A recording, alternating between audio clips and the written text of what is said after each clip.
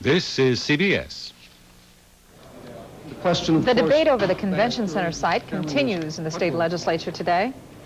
The violence in South Africa goes on, as does the controversy over some remarks by the leader of the moral majority.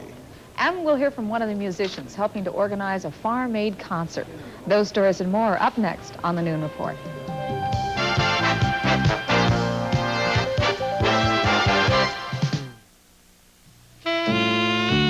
Here's Rockin' Roger, our DJ. Roger's got the blues today because he's wearing one of those diapers that leak. Well, Roger, here's a sure hit.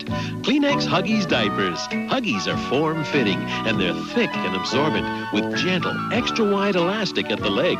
So Huggies hug to help stop leaking and help keep babies happy. Now that Roger's wearing Huggies, things are really rockin'. With super hot big rubber soles on your feet, you'll be twisting and a hopping and a jumping to the beat. Yeah, high tapping, low tapping, bopping all around, and the top sporting treads ever hit the town. We're feet talking, famous footwear, big brands is the name of their game. Like Nike, ooh, sweet Nike.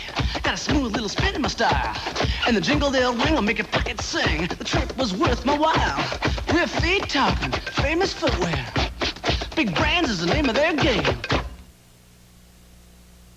How can people with arthritis live a more comfortable life? Take your arthritis to a doctor and then discover Ascriptin, the brand doctors recommend most for flare-ups of minor arthritis pain and stiffness. Only Ascriptin contains aspirin plus Maalox. That's right. Aspirin to relieve your pain for hours, plus Maalox to comfort your stomach equals Ascriptin, the stomach comfort aspirin. Live a more comfortable life. Discover Ascriptin, the stomach comfort aspirin. Serving and informing the Twin Cities for 4 decades. This is WCCO Television, Minneapolis, St. Paul. And now, Bill Carlson, Debbie Ely, and Bud Frayling bring you Channel 4's Noon Report. Good afternoon, everyone. Bill Carlson is still on assignment. At the top of the news this noon, the Convention Center debate. The focus of the Minneapolis versus Bloomington dispute has shifted to the state capitol, where legislative leaders are today hearing the merits of the Grant Street and the Mega Mall. Pat Kessler is standing by with the latest. Hi, Pat. Hi, Debbie. Well, the tax committee did get its first look this morning at the 2 proposals from Bloomington and from Minneapolis, and I think it's fair to say that the people from both of those cities got a good dose of political reality this morning. Not only does there appear to be very little support in the tax committee for public convention center subsidies from the legislature, but there's also a lot of skepticism about calling a special session to do it. Leaders of both cities came to the committee this morning armed with facts and figures, but they are so far not specific enough for state lawmakers who must approve some of the aid. And overshadowing all the proceedings is that some lawmakers, particularly from rural areas of the state, say there may be more important issues to address before the convention center. Bloomington said today, as it said yesterday, it will ask the legislature for at least $275 million for their project, but that number could rise over 20 years to nearly $1 billion. These are not direct subsidies, these are tax exemptions. Minneapolis, on the other hand, says it will ask $180 million in direct subsidies over 20 years, and it says it will go forward with or without state help. Lawmakers this morning appeared incredulous and somehow bemused over the controversy, and they tried this morning to find a compromise middle ground between the leaders of Minneapolis and Bloomington. Well, both cities indicated there is for now no way to compromise on the issue. But even if there was, and a convention center went to Minneapolis and the Fantasyland went to Bloomington, the one lawmaker said the result may be that the taxpayers from both cities may get a milking when both cities are milking on both sides of a public cow. So at this point, we've got Bloomington saying, take it or leave it, and we've got Minneapolis says, even if you say we can't have it, we're going to go forward with it. There's a big mix, a lot of argument here, political arguments. It's going to be a long time before this is sorted out. This is only the first of many meetings at the legislature over this. It's fair to say that there is a lot of confusion, and it is definitely, as of this morning, not going forward until more numbers are available. Pat, were there Gramasians, the developers of the Bloomington proposal there? No, they weren't. From Minneapolis and from Bloomington were the mayors and their lobbyists. And they came, as I said, with facts and figures, charts, graphs. Minneapolis came with a new mock-up, a new model of their convention center. But no, the Ghermesians weren't there. The message from the Ghermesians this morning was that we will not build the Fantasyland retail complex without a convention center. If you don't approve the state aid, we won't build it at all. And of course, I've heard them saying that if they can't get this project rolling by October 15th, forget it. A lot of discussion about that deadline this morning. October 15th is a deadline. They say they have to have some indication. As yet, we don't know what that indication is, but some indication that the project will go forward in the state legislature. At this point, however, lawmakers were saying this is just a developer's tool. They're saying they may be bluffing, that they're asking for an awful lot, and they'll settle for a little less. Ghermesians say, no, you don't know us. We'll just leave. Pat Kessler reporting from the state capitol. Thank you very much. There were 2 fires in downtown Minneapolis this morning. In one case, a woman was injured by flames in an apartment at 1118 Harmon Place. The blaze broke out in a second-story apartment. Firefighters had it out within an hour. The victim suffered burns on her arm. She should recover from those injuries. And a few hours earlier, firefighters were called to 230 Oak Grove to put out 2 small fires in the basement of the apartment building there. A second alarm had to be called and heavy smoke filtered throughout the entire 6 floors of the apartment. The building was evacuated and some residents had to be given oxygen at the scene, but no one was seriously injured. Authorities say arson is suspected in the fires at Oak Grove. Tony? And there were no injuries in a fire involving a Burlington Northern freight train. The train derailed on a bridge near Rock Island, Washington, and caught fire. The firefighters fought the blaze from a helicopter and a boat in the Columbia River. Traffic today was rerouted around the stretch of track. Confrontation continues as a way of life in South Africa. 1 black was killed today in clashes with police as unrest broke out in a half-dozen separate areas. Alan Pizzi has more. The mixed-race teenagers gathered to protest what they see as substandard housing allotted to their community under the apartheid system. But demonstrations are banned in South Africa, and the police ordered them to disperse. 5 minutes after the warning was given, the police opened fire with rubber bullets. The students regrouped later to try again. This time, there was no warning. The police seemed as intent on meting out punishment as they did on apprehending offenders. There was better news for a group holding a vigil for a black man who was to die today for killing a security policeman on behalf of the African National Congress. He was given a 3-week stay of execution. His last message to his mother was one of defiance. They must keep on fighting. They mustn't draw back. Because it's nearly time for them to get their freedom. It's what he says. Just in case there are many more people around with those kinds of ideas, the security forces sealed off a section of Soweto Township to search cars and people. Alan Pizzi, CBS News, Johannesburg. Along with the violence, the debate continues over Moral Majority Leader Jerry Falwell's remarks supporting the government in South Africa. Falwell is today being attacked for calling Bishop Desmond Tutu a phony. This morning, Falwell and one of his critics appeared on the CBS Morning News to explain their positions. They all are saying apartheid must go. We are moving away from it. And we have now put the ball into the court of all the segments, the 10 tribes, the black tribes, the Indians, the non-whites, all, to come up with a prescription for a government by consensus in which every citizen of South Africa, every citizen, is a participating member. It is very clear that the government wishes to continue the question of apartheid, the policy of apartheid, the structure of apartheid. They wish to continue a separation of the races. They wish to continue some kind of control of those Africans who can move in and out of so-called white South Africa. 1/4 of the population, which is white, wishes to continue to control 87% of the land. Controversy is building over the Reagan administration's plan to test a non-nuclear anti-satellite weapon. The Soviet Union calls it the start of Star Wars. Of course, the White House disagrees. Gary Schuster has more on that story. Reagan administration officials are downplaying the effect of an announcement that the United States will test a non-nuclear satellite-destroying missile. National Security Advisor Robert McFarlane said the test is nothing more than the United States playing catch-up with the Soviet Union. But he indicated it may be the only way to get the Soviets to negotiate a limitation on anti-satellite systems. Back in the late 60s, when the ABM situation arose, and we had tried for a long time to get them engaged, and without success, and it was only when we began to show that if they wouldn't talk seriously, we would have to build a system that they then took an interest. Administration officials say the small air-to-air missile will be launched from an F-15 jet to destroy an unused American satellite in orbit. White House spokesman Larry Speaks said that vacationing President Reagan had no control over the timing of the potentially damaging announcement. It comes only 3 months before the president and Soviet leader Gorbachev meet in Geneva to discuss, among other topics, arms control.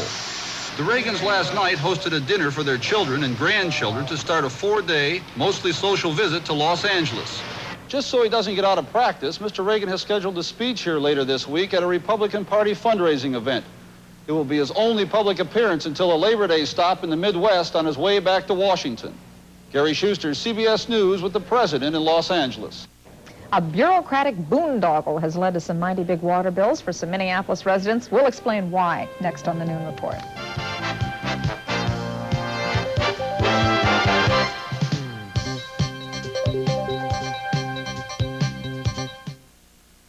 It started as most wars do, with a minor incident. Coke, Pepsi.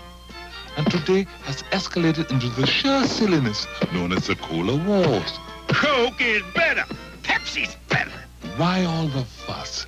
Especially when there's the crisp, refreshing taste of 7-Up. You see, there's no cola like the un-cola. 7-Up, the un-cola.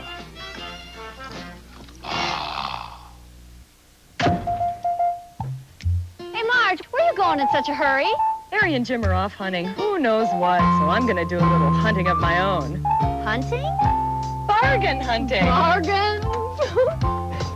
Count me in. There it is, the best deals in town. I wonder if they have anything in red. Bargain hunters know when the time is right. And right now it's closeout time, the saving season sale at your hometown Northland Ford dealer. Come on in and track down a bargain today.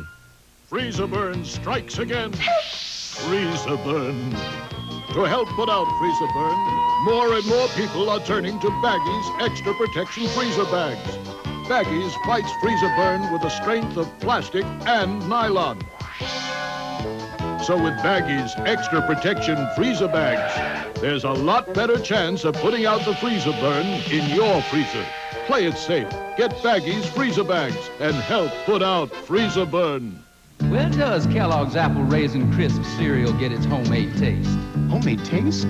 Does Apple Raisin Crisp get its homemade taste from apples like Grandma baked? Tastes like my recipe. Does Apple Raisin Crisp get its homemade taste from the raisins that sweeten its taste? I love raisins. Do the big crisp flakes with the apples baked on bring on that crunchy taste? Apples baked in the flakes. Where does Apple Raisin Crisp get its delicious homemade taste? Only from Kellogg's. Some Minneapolis residents are paying the price for not being home when the water meter reader comes. They are none too happy with a city policy that can double, triple, or even quadruple one's water bill when the city has to estimate water usage. Kelly Needles has more on that story. Viola Abbott grew up in Montana. There, water is a rare commodity, and to this day, she uses it sparingly. So when 6 months of water bills added up to more than $450, she knew something was wrong. A conversation with the Minneapolis Water Department confirmed that. When I finally got to talk to them at that point, they admitted, yes, they did not believe I ever used that much water. But they were doing this because I didn't have my water meter read. Like the majority of Minneapolis residents, Abbott works and isn't home during the day to greet the meter reader. For a year and a half, the water department estimated her bill based on past usage. Then it began doubling and quadrupling it. And even though Abbott paid the inflated bills, the department threatened to shut off her water. They did that, they say, to get her attention. After leaving a lot of cards and mailing a number of notices to her, we could not get any response from her in getting into to verify what was on the reading. And unfortunately, fortunately or unfortunately, money talks. The water department estimates it overcharges at least 15,000 customers. Many, like Abbott, are promised a refund only after they pay the bill and get their meter read. No interest. You simply get a refund, they told me. The water department says it must periodically check meters, and it encourages those who miss the reader to call and make other arrangements. Other options include leaving a key with the department or spending upwards of $25 to get a meter attached to the outside of the home. The Water Department says it has no plans to start reading meters in the evenings or on weekends to accommodate homeowners who work. But today, officials did say they would probably discontinue the practice of deliberately inflating water bills. Instead, they plan to, quote, generate even more stress by posting this and shutting off the water altogether. Calling Needles, WCCO Television News, Minneapolis. Dan Carlson is here today for Bud Kraling, who's taking the newscast off. Well, is it going to remain cloudy? Yes, I think it is going to remain cloudy, Debbie. We do have a considerable amount of clouds over east central Minnesota. Let's check our 5-state satellite pictures. And what we see is an area of cloudiness streaming out of South Dakota into western Minnesota. Some very heavy thunderstorms there. And of course, these clouds have been very slow to leave the east central part of our state for the past few days. And due to the cloud cover, the sunshine hasn't been around to warm us up. There are some breaks in the clouds, though. We may see the sun from time to time, but it'll be just a brief peak, so variable cloudiness through the afternoon. As to these thunderstorms out to the west, the Lightning Watch 4 mechanism is detecting a large quantity of cloud-to-ground lightning strikes in south-central portions of South Dakota. There was some severe weather north of Pierre with 60-mile-an-hour winds and marble-sized hail from these storms. They're moving to the east-southeast, but are part of a larger disturbance to the west that will be affecting our weather here later on tonight and tomorrow. But nothing showing up right now on the Weather Watch color radar within 120 nautical miles of the Minneapolis-St. Paul International Airfield. We'll check the local forecast and the national weather picture in just a few moments.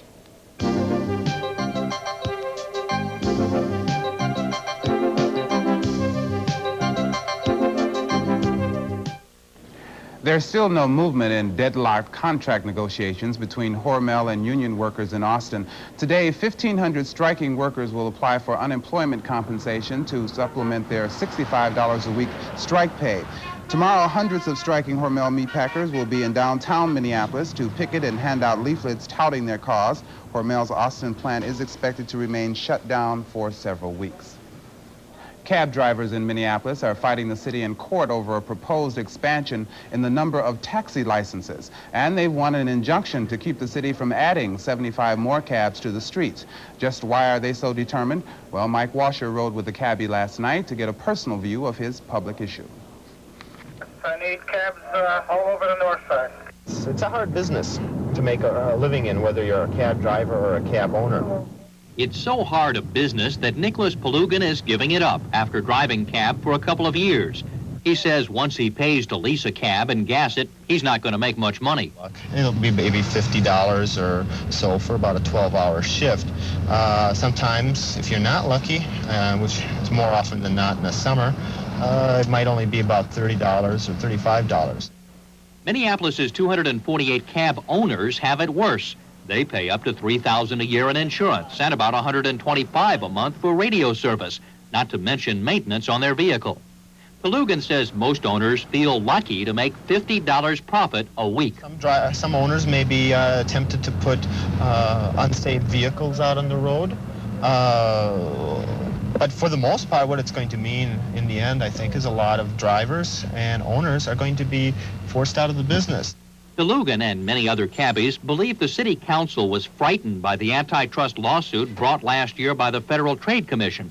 And thus, he says, the council wants to add more cabs regardless of need. If it happens, he predicts the elderly and those who rely most on cabs will suffer. In just about every city that has deregulated its cab industry, there have been increases in fares, and they're accompanied by a degradation in service. With Brad Early, I'm Mike Walsher, WCCO Television News, Minneapolis. Now it's time for our noon report quiz. Why are these people standing in line? The $41 million answer is next. Stay with us.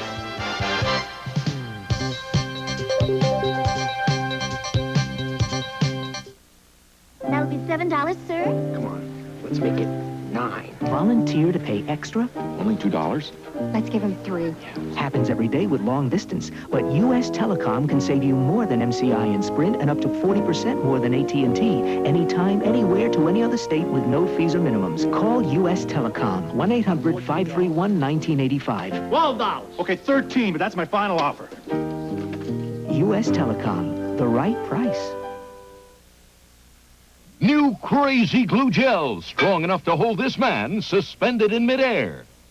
Crazy Glue Gel has extra strength. It's extra thick and it's easy to use. Crazy Glue Gel has extra strength on wood and soft leather and instantly bonds a plastic knob, a rubber boot, model planes, and model trains. Crazy Glue Gel. It's extra thick with extra strength. Crazy Glue Gel. New Crazy Glue Gel is available at Kmart and our own hardware.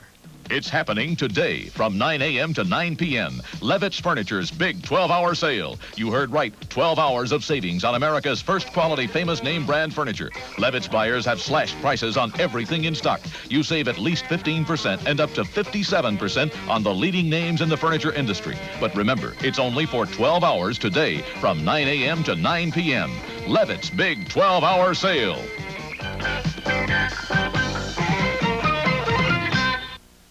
We've got what it takes. We've got what it takes to make it easy. We've got what it takes to make it good. There's nothing you can't do when you know your true value. We've got what it takes, true value. The more you have to do, the more you really need True Value hardware stores and home centers. We've got what it takes, true value. The Big Apple is home to the biggest lottery ever. And Debbie, that jackpot has been building for quite a while, and the take will be $41 million to anyone with the right combination of numbers. Renee Ferguson has more on New York's lottery fever. The odds are impossible. It's 1 in 6 million no matter how you play it. But that hasn't stopped thousands from playing this week's New York State Lottery. It hasn't kept them from hoping they'll be able to pick the 6 lucky numbers to win a jackpot worth more than $40 million. 37, and 43. And 43. 8, 15, 22, 29, 36, and 43. The New York State Lottery has had 7 drawings since July 27th. No one was able to pick the winning numbers, so the jackpot kept getting larger. The fantasy of instant wealth has led people to see numbers in their sleep. I had a couple of numbers with a dream, so I'm playing that. It has led people to see numbers while they're awake. Yeah. And sometimes you see a 45 and a 46 together. Sometimes you see a 1 and a 5. It has led people to devise systems for choosing their lucky numbers. Ages, birthdays, addresses, and the lucky 7. Just go. That's the best way. Lottery officials say they expect to sell 19,000 tickets a minute in New York today. The drawing is tonight, and if no one wins, the jackpot could increase. For some, that would mean more dreams about that secret winning combination of numbers. No, I don't want nobody to know. Renee Ferguson, CBS News, New York. Well, Dan Carlson's weather is up next, and then we'll have details of another benefit concert for another cause. Please stay with us.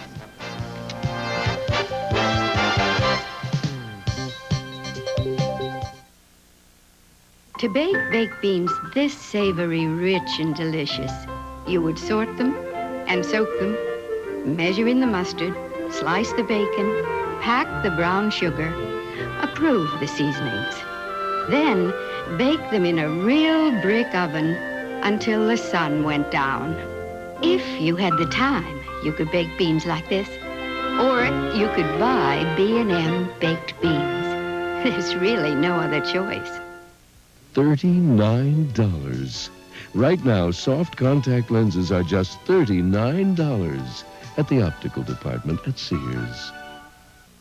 Water Bedroom Man here to tell you that for a limited time only, we're offering your choice of 6 complete waterbeds with values up to $500 for only $2.99. Stop into the Water Bedroom today and choose from any one of these beautiful waterbeds. They're all priced at just $2.99. With values up to $500, now's the time to buy. At the Water Bedroom, it's your choice for just $2.99. Convenient financing terms are available.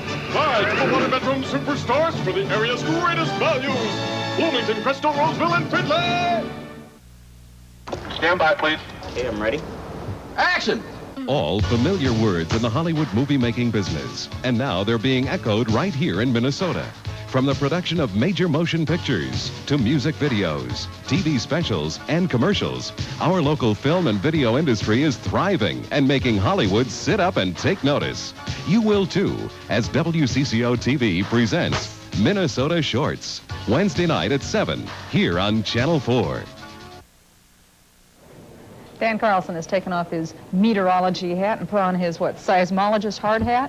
That's right. This just into the weather center. A strong earthquake occurred about 6:30 Twin Cities time in northern Peru near Chimbote. The quake was recorded by the U.S. Geological Survey at a 6.1 on the Richter scale. Unfortunately, damage and injuries have been reported in the Casma, Chimbote, and Trujillo areas of Peru, and I would imagine there'll be more on that later on in our newscasts. It's not quite so violent weather-wise today, but the action could pick up weather-wise overnight tonight or tomorrow. Well, currently it's cloudy in the Twin Cities. We do have a temperature at 61 degrees, running way below normal for this time of year. 72% humidity, the dew point at 52, a southeast breeze at 12 miles per hour, the pressure 30.20, and on the way up. Well, temperatures around the region this noon are quite cool. We have them in the 60s across much of Wisconsin and Minnesota. Some warmer air, though, back to the west of us as a warm front currently extending through the Dakotas is going to be swinging up our way. And with the moisture and the increased warmth, there's the increased chance of precipitation as well. Our morning lows map shows some record-tying lows up in the Arrowhead. It got down to 41 degrees at Duluth, Minnesota this morning, tying the record for the date set back in 1970. 60s and 70s through the nation's midsection, getting a bit cooler now in the evenings back in the Rocky Mountains. Watch for snow there within the next month. We're about a month away from our snow season here in the Twin Cities. That's something to think about. No snow on our radar, just a strong thunderstorm, though, back in central South Dakota, which I mentioned earlier. Also some heavy showers down in the southeast with a half-inch of rain at Charlotte, North Carolina. Quarter to half-inch rainfall amounts fairly common in that part of the country during the overnight and early morning hours. The forecast map for the afternoon indicates that warm front that I mentioned approaching western Minnesota. Showers and thunderstorms will be found in eastern North and South Dakota this afternoon, spreading across Minnesota tonight. High pressure will bring a nice day and pleasant afternoon conditions to the eastern lakes and upper Ohio valleys. Scattered showers through the south and behind the cold front back in the northwest. Things are shaping up rather nicely. By tomorrow, that storm system is going to be right on top of us. About a 40% chance of scattered showers and thunderstorms through the day, but high pressure will build in hopefully in time for the weekend to improve things considerably. The forecast in detail for the Twin Cities calls for mostly cloudy skies this afternoon with a high of 70 degrees. Winds will be southeast at 10 to 15 miles per hour. For tonight, partly to mostly cloudy, a 30% chance of showers and thunderstorms, a low near 60. Southeast winds at 10 to 15 miles per hour. And for Thursday, partly to mostly cloudy, a 40% chance of showers and thunderstorms with highs near 75 degrees. Daily temperatures have been running anywhere from 10 to 20 degrees below normal for this time of year. But it's interesting to note that a cooler than normal August does not necessarily mean an earlier than normal frost, according to our statistics. Yeah, this is kind of a sad day for me. This is my last day on the noon report. Oh, it is? It is.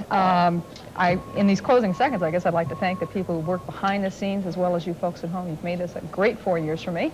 And I hope you'll join me in welcoming Tony Saffold, who's going to be taking over the anchor duties with Bill Carlson. Well, thank you very much, but you won't be going far. You'll be I'll on still the be weekends. around. That's right. Well, you remember the Live Aid concert to help the starving people in Africa. Another benefit concert is being planned to help U.S. farmers. It's called Farm Aid, and it's being organized by country singer Willie Nelson. And this morning on CBS, singer Charlie Daniels gave a preview of the kind of music that you might hear there. And we'll close our noon report with his song.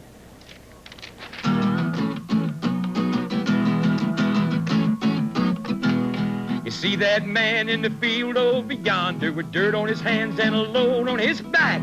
He's a man puts the food on your table. He's a man grows the clothes on your back. We're pushing him out of the house he was born in, standing on the sidelines watching him fall, selling his land to the big corporations. What you gonna do when they get it all? He's been pulled, shoved, treated like an outlaw, turned down, zoned out, put out to graze. He's been pushed. He ain't gonna push no more. It gets a little harder every day. He's the American farmer, and he's damn hard to beat. You better wake up, America, 'cause if the man don't work, then the people don't eat.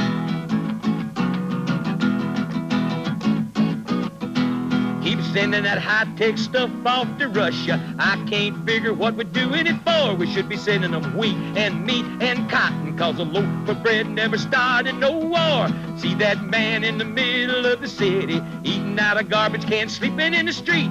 See that lady living in the ghetto. How in the world she gonna make ends meet? Well, it's a damn disgrace on the face of America. Hungry people everywhere you go. children in Africa starving by the millions while the land lays fallow and the banks foreclose. He's the CBS Morning News.